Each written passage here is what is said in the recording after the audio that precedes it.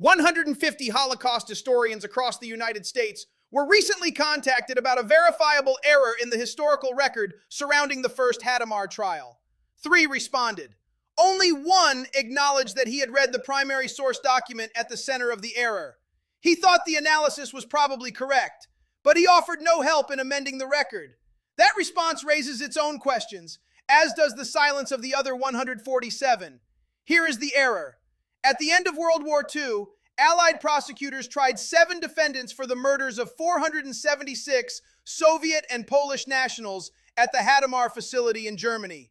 The Allies never prosecuted the Hadamar personnel for the murders of 15,000 mentally and physically disabled Germans killed at the same facility. History books tell us that Allied prosecutors simply did not have the legal tools to prosecute those 15,000 murders. But that explanation is not supported by the primary source cited as its basis, the Mapes to Mize letter, written on July 28, 1945, by War Crimes Branch Officer Robert Mapes. Available at the National Archives and through Stanford University's Virtual Tribunals collection at exhibits.stanford.edu. But there is something in that letter worth noting carefully. Mapes describes the killings as having been carried out pursuant to a law passed in 1939. But there was no law. Hitler's euthanasia authorization was a document signed on his personal stationery, never passed by any legislature, never published, never formally enacted. Mapes describes it as a law. It was not a law. Here is what the letter actually says.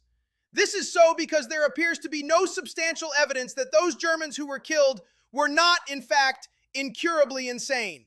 Mapes is not saying prosecutors lacked the legal tools. He is saying the victims were probably insane, and therefore the killings were potentially defensible. So the prosecution walked away from 15,000 murders. That is not what the history books say. The history books say prosecutors lacked the legal tools. The letter says the victims were probably insane. Those are 2 completely different explanations for the same decision. Now consider what that false explanation accomplished. Accepting that the victims were probably insane meant accepting the same ideology that had been celebrated in American universities, upheld in American courtrooms, and advocated in American newspapers for decades.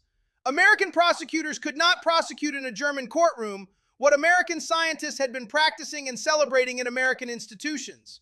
The false explanation in the history books made sure they never had to answer for that. It ensured that Americans would never be forced to confront how close this nation came to its own forced euthanasia program.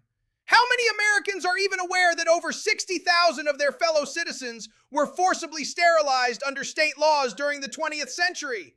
The fabricated explanation for why the Allies declined to prosecute the 15,000 mercy killings helped to bury that conversation entirely. Now consider who found this error. Not a credentialed academic. A retired public school teacher from Sherman, Texas, Danny Denton, who has spent 30 years documenting the concealment of the role of science in the Holocaust.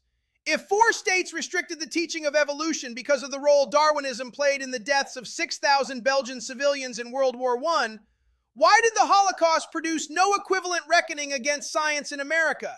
The Mapes to Mize letter is part of the answer. The full details are documented in a report entitled "The Greatest Cover-Up in American History." Learn the rest of the story at greatestcoverup.info.